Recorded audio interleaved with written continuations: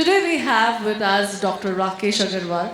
He is a fellow member of Institute of Chartered Accountants of India, fellow of Insurance Institute of India, Bachelor of Law MBA, postgraduate in journalism and PhD in risk management. Well, Dr. Agarwal is the Secretary General of Risk Management Association of India, a global body dedicated to promotion of risk management discipline. That's not all. Dr. Agarwal is also editor of monthly journal Insurance Time and Banking and Finance. He has authored several books on insurance as well. So ladies and gentlemen, he is the chief guest of today. This beautiful evening wouldn't have been complete without his keynote address. Can we have a huge round of applause, ladies and gentlemen? Welcome Dr. Rakesh Agarwal on stage. Very good evening, everyone. So it is a truly honor for me to be here today to join this India Credit Award Summit and 2025, where we have all joined together to discuss about the pressing challenges and opportunities in credit risk management. So I thank 𝐶NX Group for inviting me. So risk is omnipresent, it is everywhere. It is in fact the foundation of every financial decision we take, shaping industries, economies, or even in our daily lives. Today, business operates in a very volatile and interconnected world, where economic shifts, climate change, and regulatory processes define how to assess and manage risks. So out of all the risks that we discussed, I think the credit risk stands out. It is not just about whether a borrower will repay in time. The main concern is the broader risk, how we address it. So basically economic uncertainty, geopolitical tensions, technological disruptions, how all impact financial stability.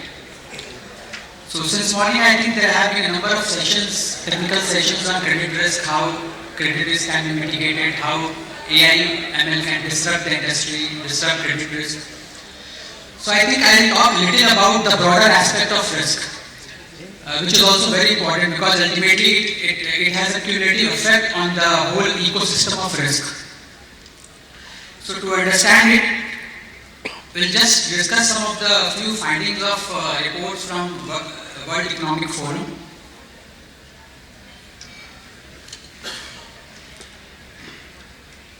So, what are the biggest risks that is shaping our world?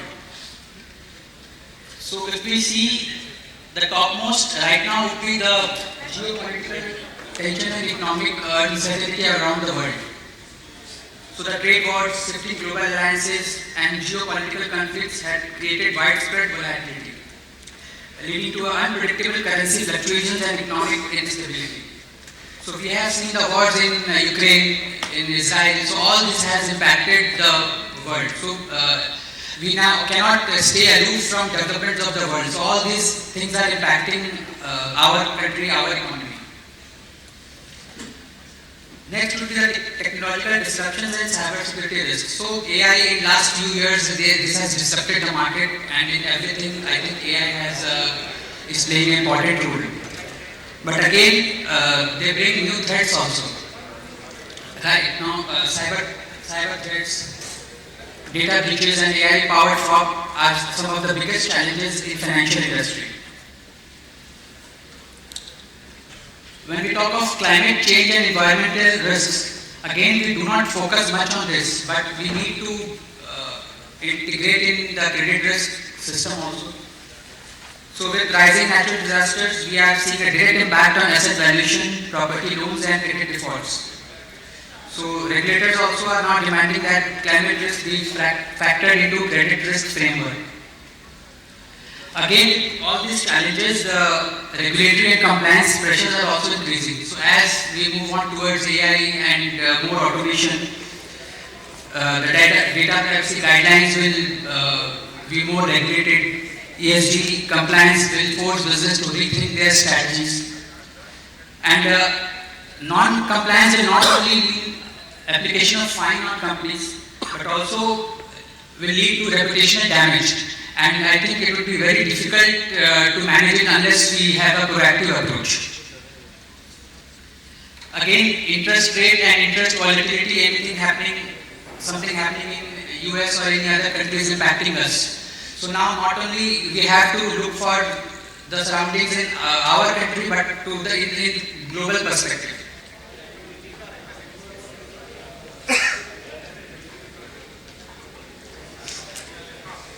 Now we need to identify risks based on short term and long term. There are a number of risks measured according to their severity, but we need to focus on risks which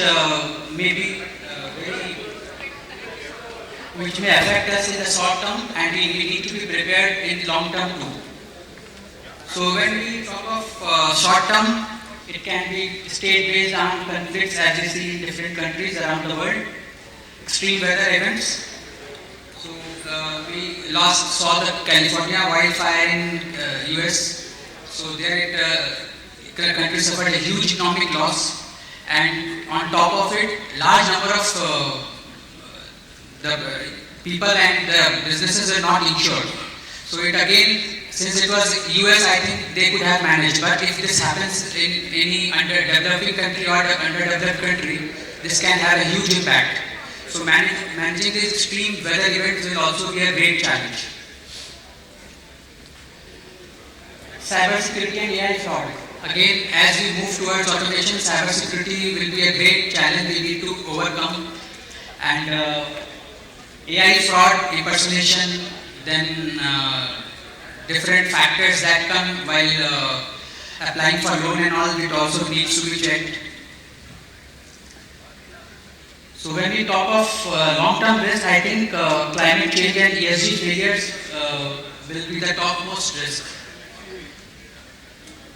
The main factor in climate change is that right now we don't anticipate the impact of climate risk, but if you go down within next 5 or 10 years, the way that things are shaping up, it can create a huge block in terms of the economy or the economic conditions. So we need to work upon this climate change right now, because in most of the industry it happens that we tend to focus on current profitability or current scenario, and we tend to forget this important part.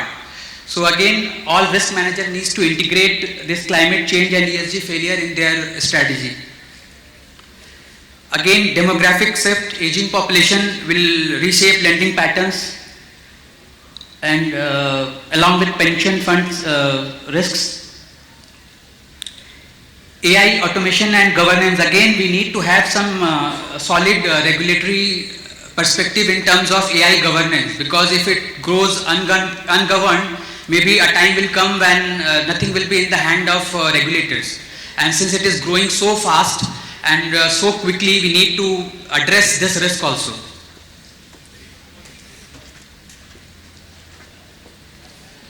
This was a study by Proviti. So they had a questionnaire with around 1200 CROs around the world.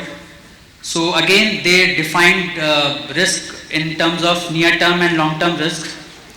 So according to this, the economic conditions and inflationary pressure, cyber threat, talent shortages, regulatory uncertainty was a major risk, because you don't know what would be the next regulation of to be forthcoming.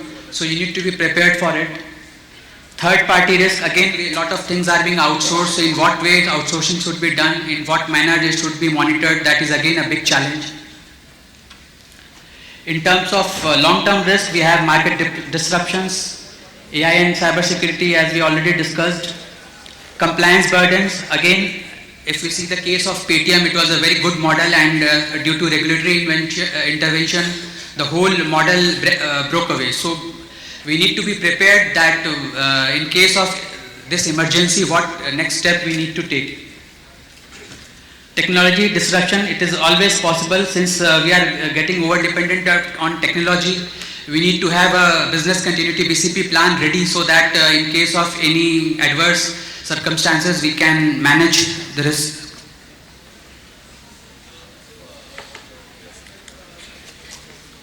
Since the time is short, I will just wrap it up quickly.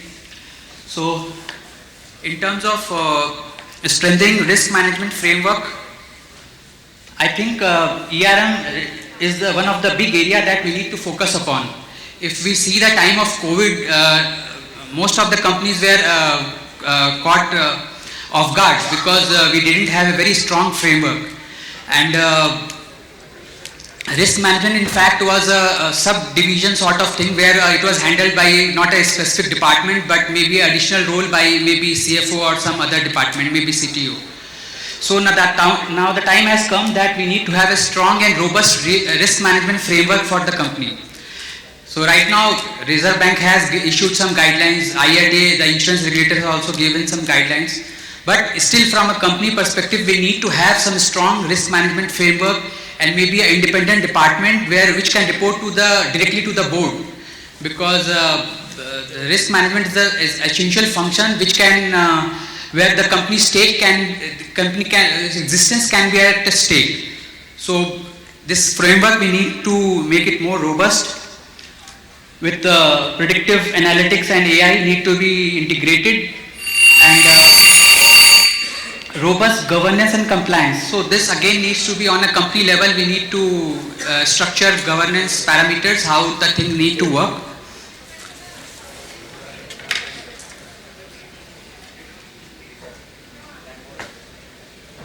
So the role of continuing education in risk management, again, I think we are lacking behind this. We don't have that structured education in risk management. So we need to have we need to train our employees. We need to have a trained team who can understand risk, who can think beyond the boundary, how things need to work.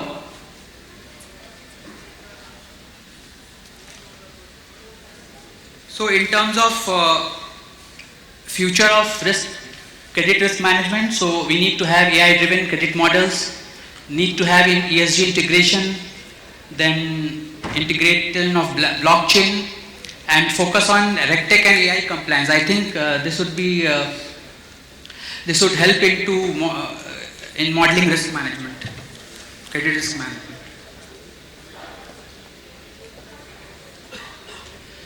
So again, the risk landscape of 2025 and beyond, I think, demands one thing: adaptability.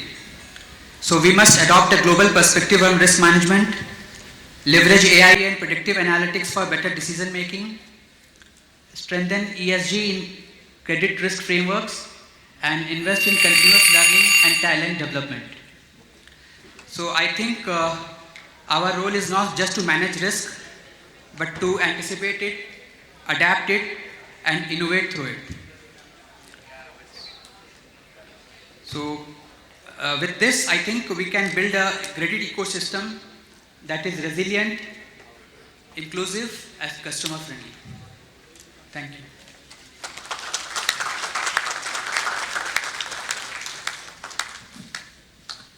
Well, thank you so much, sir, for showcasing such a knowledgeable aspect to us. Thank you. Can we have a huge round of applause? Sir, I'll request you to kindly stay back.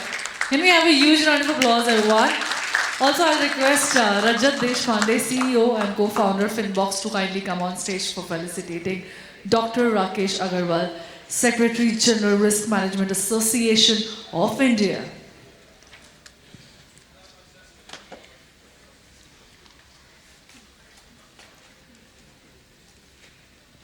I'll request you to kindly join us on the center stage.